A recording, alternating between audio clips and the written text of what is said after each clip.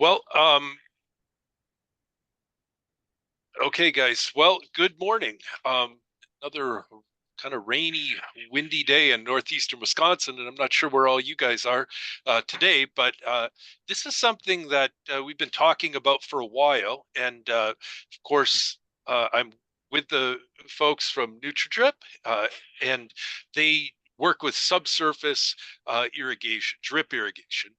And I guess it's something I'd heard about before, but I never really thought about it for applications, especially nutrient management applications, but some of the different things and opportunities. And the more I thought of it, I thought, this is something that I'd like some of my clients and contacts to hear about. And of course, I've known Nathan for quite a while, a number of years, and he's been heavily involved in the forage business and in dairy business. And so we thought we'd maybe do this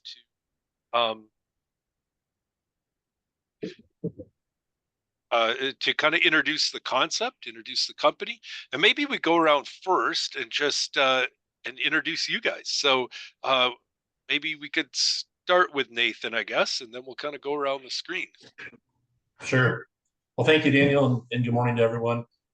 Nathan Hernachek, and Director of Sales here at NutriDrip. And as Daniel alluded to earlier, I spent a pretty large majority of my career working in the forage and dairy industry, directly representing some seed along the way, and then also doing some consulting with a lot of folks across a good portion of the United States, just helping design and develop forage management plans, safe storage applications, good harvest methodology. So excited to be here. I currently reside in Northwest Kansas and try to help guide and support the efforts of our sales team across a fairly sizable geography. Taylor? Yeah, good morning, everybody. My name is Taylor Zellweger, and I live in Morris, Minnesota, and work with customers across the Dakotas, Minnesota, Wisconsin, mainly help us get systems in the ground and help guys be successful with them. I graduated from South Dakota State University in 2020, and I've been at NutriDrip for 6 years. Kurt? Yeah, good morning. Thank you. So my name is Kurt Grimm, reside in Northeast Kansas near Hiawatha. Grew up on a farm here and still farm with my brothers. Founded NutriDrip back in, really started our first drip irrigation system in the fall of 2012. So we've been at this about 12 years now and built the company where we're at today. Excellent. Well, thanks a lot for coming on, and maybe we could talk just a little bit when we talk subsurface. What does that layout look like? Like, what are we talking about here as far as the methodology, depth, distance? Like, is this truly replacing normal irrigation, or what are the applications? Yeah. On the applications of drip tape and where Kurt got started was an odd shaped, weird field. There was not the ability to put a center pivot on, and so looking into drip tape, what it is, it's a little black plastic tube that's buried in the ground 10 to 16 inches deep, depending on soil type, depending on tillage practice, and that is every 40, every 60, or even sometimes every 30 inches across the entire field. And it's basically, think of it as IV right to the plant. It's a direct IV plant. Okay. And I would imagine because it's subsurface, like especially in areas that are running out of water or are short on water, it's more efficient from a basic, just a moisture standpoint in gallons per acre or minute. Right. Yeah. No evaporation and no runoff. Okay. Yeah. And that's, I work with enough dairies, and I know Nathan has as well, in areas in Texas and in Kansas and in other areas of the country where we just don't quite have enough water, and where we might have 60-70% of the water that we really would like to have. And if we don't get a rain, it's tough to finish out crops, and we start abandoning fields and that kind of thing. And I would think that this could eliminate a lot of that, could bring that 60-70% up to 80-90% of your. Yes, absolutely. There's So, been a lot of good university research that's even been done that's kind of showing 25+% gains in efficiency on water utilization. So that speaks right into that point, Daniel. excellent. And, but the thing that really got me thinking was the nutrient management potential. Like, we have a lot of areas of the country. I think maybe the biggest thing that jeopardizes our ability to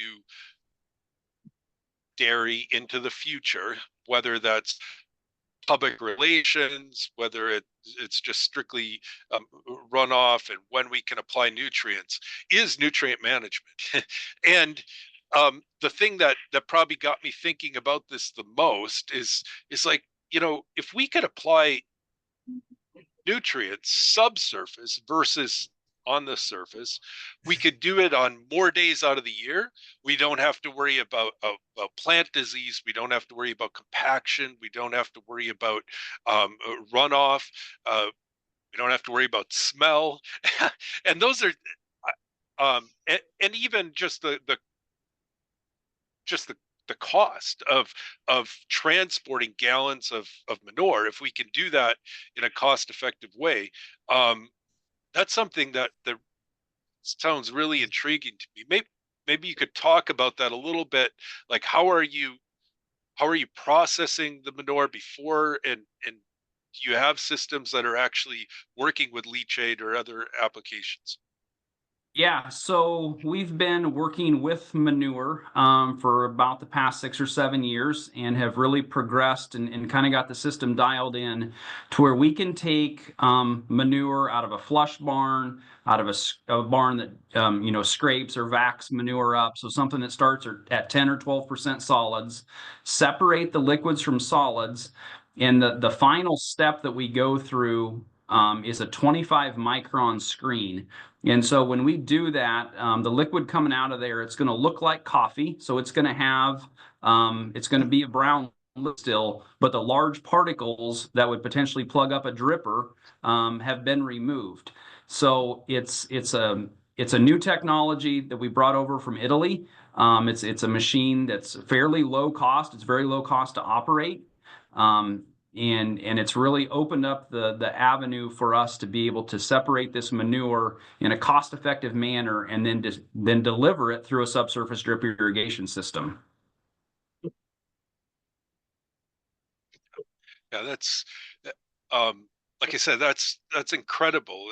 When I think of the potential applications and the implications, like the especially areas that continually, the pressure, roads are a big deal, uh and smell, of course, and just, trying to be careful that you don't apply on the day before a rain, so you don't have some event, and the ability to apply nutrients without anyone knowing. And I mean, of course, you still have to follow a nutrient management plan from a soil fertility standpoint, but to do it nondescript like that, I would think that would take a lot of pressure off in some neighborhoods, um, unwanted attention on. Uh, make sure you don't apply manure on the day before 4th of July, because the neighbors will all be mad at you on their picnic day, and that kind of thing. Take that away. Yes, absolutely. That is one of the benefits of this, is just that public relations, right? In terms of your neighborhood and within your counties that your dairies and your fields are in, that ability to really eliminate odor during the application is significant just from a just from the benefit of relationships, right? Person to person relationships. And then also, if you think about just the infrastructure of all those trailers up and down the road and trucks up and down the road, there's a significant reduction in the wear and tear on that. And so I think about that. I've sat in enough zoning meetings to know that that's always a concern for county commissioners and things like that. So as people think about the next step potentially in their dairy operation as well, that could potentially be a big benefit as you're talking to county commissioners and neighbors. And then finally, just a liability perspective of the transference of all those gallons up and down the road. We all hear about those, unfortunate accidents that do happen. Unfortunately, more, and with more occurrence than we'd like to see. But it eliminates that as well. And so I think you started off talking about it being 12 to 16 inches. Maybe Taylor was talking about that depth. How does this work like with existing? So we're going above the tile lines and we're going below your tillage. That's kind of the plan, right? Yes. Correct. Yep. So we want to be 6 inches below your deepest tillage pass, but no deeper than 16. And kind of what we've learned is if we put the drip line below 16 inches, we can't get the nutrients to the crop soon enough. So one of the things that we want to think about as we're installing that drip line is this is an IV to deliver nutrients, manure right to the root zone of that plant. And so if we get that too deep, it's not going to be as effective. So we've kind of learned the sweet spot is somewhere between that 10 and 16 inch range is really where we've had the best effectiveness. And What is go ahead, Nathan. Oops, sorry about that. I was just saying, and one piece I would just add into that for probably some of the people that maybe are tuning in areas where it's heavy no-till and some lighter soils is we can actually narrow up that tape a few more inches in a no-till lighter soil situation as well to ensure that we can really help that crop out right from the very beginning. So I think there's some places, in Western areas where their drip irrigation has been more like surface supplied, right? Just right at the top. And that's more of a couple year life expectancy or something. How long are you expecting these systems to last? Yep. 30 years, we're comfortable with that for sure. We do have systems that are well beyond that time frame. The oldest one that we service is on year 39 in Nebraska. So we know that the longevity's there. Oh, that's amazing. And so so in cold climates, it can freeze. Are you winterizing? You have to blow these out, or how does that work in colder climates? Yep, for guys that are curious on maintenance and what that takes, we have a full service program in-house that we offer. And not only that, but materials and training for anybody that wants to do their own startup in the spring, that wants help monitoring in season. And then in the wintertime, anything north of I-80, we want to make sure that that's blown out. And we have 3 big air compressors that we come around and do that for a lot of guys in the wintertime, so that it's not an issue. It's a simple phone call. We send out a contract in February usually, and if they want it or they don't, and these guys do it. Can it freeze and thaw? It's plastic in the ground. The tape is actually very rigid. It's medium density polyethylene tape, so it can contract, it can expand, and the reason that we blow it out is not because of the tape. It's actually because of the PVC and the HDPE pipe infrastructure that we have to get all the water out of on the ends of the field. So the mainline components and the valves is what we're going after there, not necessarily the tape. The tape will remain in the soil horizon, and as that soil horizon freezes, tape will move up and down with the soil. It's not going to work itself to the top. It's going to move with the soil. So a lot of that's preventative maintenance for the pipe and valves and filters. Excellent. So one of the concerns with like tiles, and we hear that with cover crops, with maybe some perennial grasses, is like, well, we don't want to plant Italian or annual ryegrass because it'll fill up our tiles. And this is even more shallow. So are we going to have the same issues with this? And how do you deal with root systems? Are they penetrating it? Are they causing issues that way?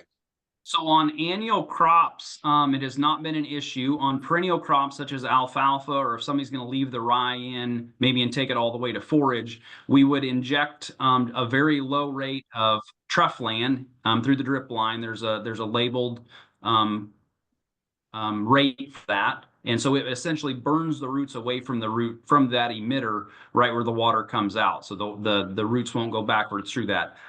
The areas where this becomes and has been a problem or could be a problem is where folks do what's called deficit irrigating. In other words, they don't have enough water to meet the demand of the crop. And so that crop is looking for water. And so in those instances, that is recommended to run some truffland through it to keep the roots away from that emitter.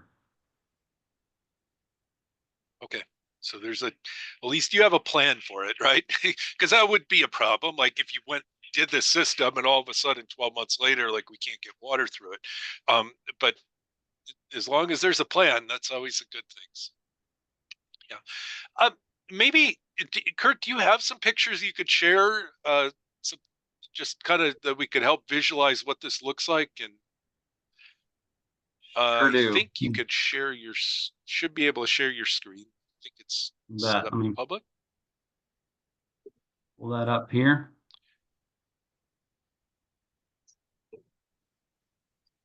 Get the correct screen shared. Okay, so this just gives a real quick, can you see my screen now? Make sure that's working. Yep. Okay. Yep. So this perfect. just shows kind of a little cutaway of what it would look like actually in the field then. This is a root pit we had dug this summer in a soybean field. So there's an emitter every 27 inches. There is drip line that is specifically made with pressure compensated emitters. So we can go up and down hills. This is not just for flat ground. Here in Northeast Kansas, where I'm at, we've got some 30 and 40 foot hills. We've got some installations in West Central Iowa where we've got 80 or 90 foot hills. So elevation is certainly something we can handle. We had mentioned earlier that, odd shaped fields is one of the things that's how we got into drip to start with. Back in 2012 was we had an odd shaped field that we couldn't put a pivot on. And now we're starting to take pivots off and put drip on. So we have instances where we're actually replacing center pivots now. This is an installation we did in northern Illinois where you can see a very cut up odd shaped field. That's a 200-acre project, and we were able to cover every single acre of that field.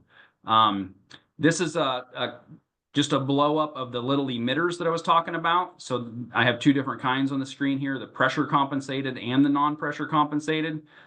Just the way they're built is different. This is a technology that was developed in Israel.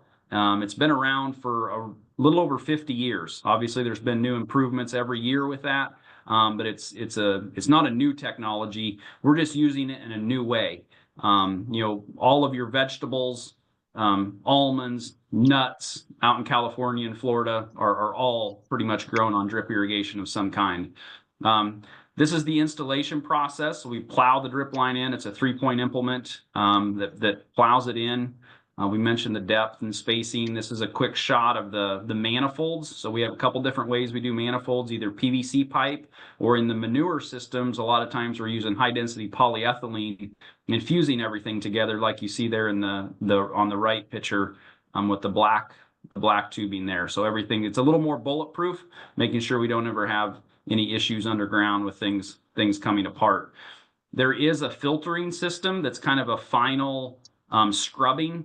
Even after we go through all of our separation equipment, which I'll show that here in a second, we still go through a sand media filter just to make sure we've gotten everything out of the liquid that could potentially plug the drip system up. One thing we should mention is that we do need a little bit of water typically to blend with the manure. So, and it depends on where you're at and how watery your manure is, but usually we like to see a 1-to-1 ratio of water and manure. There have been some instances this year where it rained a lot and we didn't need any extra water, so we ran manure straight 100%. So depending on the environment and what we're dealing with, how much water we need to blend with that. But this is a cutaway of what a sand media filter looks like, kind of how it works. It goes, the dirty liquid goes down through the bed of sand, comes clean out the bottom, and then it's an automatically cleaning system, so you don't have to be there to back flush it. So that's kind of the final step of filtration. Out in the field, there's going to be valves, so every field is broken into different zones. And so this is just a snapshot or a couple snapshots here of what those valve stations look like out in the fields. So there's nothing, and I should say these are at the edge of the field, so there's nothing actually in the field. So I would imagine you could control this through an app, or how do you control it, your applications? Yep. So there's a radio that's connected to each one of these valves, and then it's got telemetry, takes it back to the cloud. So we can start and stop these. We can open and close valves. We can start and stop the pump. We can tell what the pressure is at every zone and what the flow is on the whole system. So we're able to diagnose, if a valve didn't open or a valve didn't close. We also monitor this to make sure we don't plug up over time. So if we know the flow is supposed to be, let's say 300 gallon a minute, and over time it slowly starts to drop and our pressure slowly starts to climb, then we know maybe we do have something building up in the drip line. We would go out, do an inspection, and then maybe run some acid or some hydrogen peroxide or something to clean the drip line. There's a process that we monitor and then take action if there's something starting to cause problems out in the field. So it's a very the system is designed so that we can maintain it, so that we can get that 30, 40, 50 years out of a system. This is the machine I mentioned earlier. We call it the microfilter that we brought in for Philly. Not sure if the sound is playing there or not, but essentially what's inside here is there's a drum that's spinning. The liquid comes in through the center. That's a 25 micron screen. And so if you fill that screen up with just water, the screen is so small that the water won't even come through it. So once that drum starts spinning, then it throws the clean liquid through the microfilter, and then the dirty sludge comes out the top. So it's a very simple machine, doesn't have a lot of horsepower, fairly low maintenance as far as manure separation equipment goes. So we've had really good success with this unit and pretty excited about what it offers. We've also got a few installations where guys are looking at this, maybe where they've got center pivots and they're plugging up nozzles on their center pivots. This is an option for them as well. So we've got, we're not just talking about drip irrigation. We also help guys that just need help with manure separation and taking it a step further than maybe their screw press. I should mention that this machine would be a second stage separation. So first stage would be some kind of a slope screen or a screw press, and then it would go to a microfilter. The microfilter can't do it in one step. It has to be pre-processed a little bit. And then the final picture here, we do have some lagoons that are clean enough that we're able just to use a modified river screen system. So river screen's nothing new. It's been out there for a while. But this has been modified for manure. It's got a 120 mesh screen on it. It's got a power drive on the screen, so it keeps it rotating. So if we've got a lagoon that's, say, less than 1% solids with not much of a crust on it, a lot of times we can get a river screen system to work. And we don't even need the microfilter. So, every farm is going to be a little bit different, but that kind of gives you a high-level overview of some of the things we're doing. Perfect. So, Taylor, do you have a number on? I know you've installed these on quite a few dairies, like for leachate applications and stuff. Like, do you have a number on what the cost of operations is once it's installed, like per gallon? Yeah. So the dairies that I've installed it on, and obviously it's going to be different for each site, but if you're taking and using a drag line to get rid of your leachate gallons. And I think leachate's a good place to start for any operation, especially I'm from Minnesota. Mhm. Anybody that's Minnesota or Dakotas, you have to treat that like manure, but the fertilizer value is not there. So you basically have a lot of expensive gallons. When you drag line, let's just call it a penny for a drag line or 1.2. And the numbers that we've been running, I would say between, let's call it 10 to 15 million total gallons of leachate per site. We're seeing that cost, operation, depreciation, electrical, all in right around that 3 to 4 tenths of a cent compared to a 1.2. So almost a 85% reduction in cost of application through leachate. Now, obviously, if we have less gallons, that might go up. It might be 7 tenths of a cent, but it's still going to be significantly less than that 1.2. And especially if you're tanking, well, now it's even less. So we've seen significant cost savings on the operation, which it directly translates to a lower cost of production of the dairy. Yeah, just basic. Even if it's a separated manure with leachate, whatever. Say, 30,000 gallons a year. At a 8 tenths of a cent. Well, it's like $250 an acre cost savings per year annually, with all the added benefits of reduced compaction, and all the things we started talking about in the first place. I'm like that's a number that gets me excited, because that's a number that's a high rate of return on investment. Besides solving all the other problems, it turns that leachate, that manure, into an asset versus liability on a farm really quickly. And that's something that, if you could have a dairy site with, 500 acres around it, with this kind of product that you could apply, 15 million gallons a year, and get a bulk of, a significant amount of manure product out there, that would be really, that would just solve a lot of problems, and it'd be kind of exciting.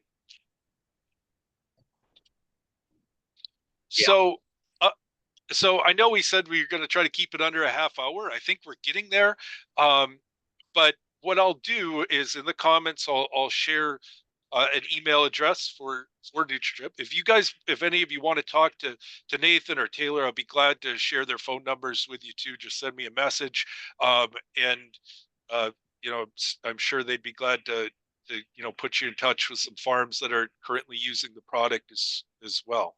But like I said, this is something that every so often you run into something in the industry that you're like, hey, I think that could help some people, and I think this is one of those. So thank you very much for coming on, and hopefully some guys can benefit from this in the future. Thanks for having us, Thanks for Daniel. having us, Daniel. Okay, hey, we'll talk later then. I know.